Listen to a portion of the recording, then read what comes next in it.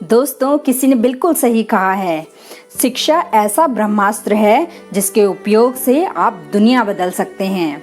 नमस्कार दोस्तों, स्वागत है आपका नेक इन इंडिया पर। मैं हूं गीता राणा।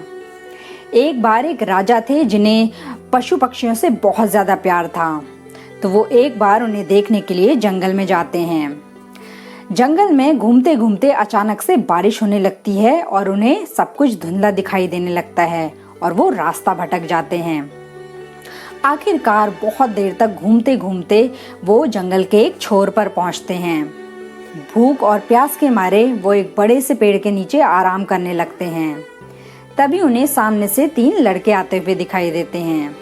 वो तीनों को अपने पास बुलाते हैं और उनसे कहते हैं कि बेटा, क्या मुझे थोड़ा सा खाना और पानी मिल सकता है? तो तीनों बच्चे बोलते हैं कि आप यहीं बैठिए, पास में ही हमारा घर है, हम आपके लिए खाना पानी लेकर आते हैं। और थोड़ी ही देर के बाद तीनों ही अपने अपने घर से खाना और पानी लाकर राजा को दे देते हैं। राजा ये देखकर उन तीनों से बहुत ही खुश हो जाते हैं और तीनों को बोलते हैं कि बेटा, मैं आप लोगों को कुछ उपहार देना चाहता हूँ। अगर आप लोगों की कोई इच्छा है तो मुझे बताओ, मैं पूरी करूँगा।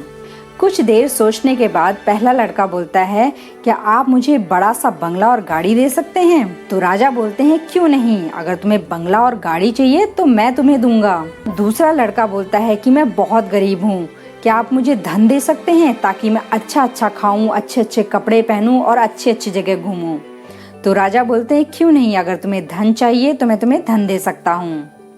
तो जो तीसरा लड़का होता है वो बोलता है कि मुझे धन भी नहीं चाहिए, मुझे गाड़ी और बंगला भी नहीं चाहिए, बस मुझे पढ़ाई करनी है। क्या आप मुझे शिक्षा दे सकते हैं ताकि मैं एक बहुत बड़ा विद्वान बन सकूं? तो राजा को उसकी बात सुनकर बहुत ही खुशी होती है और वो उसके पढ़ने लिखने का बंदोबस्त कर देते हैं। धीरे धीरे समय बीतता जाता है।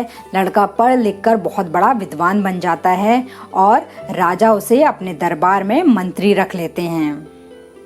कुछ समय बाद एक दिन बाढ़ आती है और जो पहला लड़का होता है उसकी गाड़ी और बंगला सब कुछ उस बाढ़ में बह जाता है। जो दूसरा लड़का होता है उसके पास बहुत धन था, तो वो दिन रात ऐशो आराम में डूबा रहता था, कोई काम नहीं करता था। लेकिन आखिर धन कितनी देर तक रहता? तो एक दिन उसका धन खत्म हो जाता है, वो फिर से गरीब हो जाता है।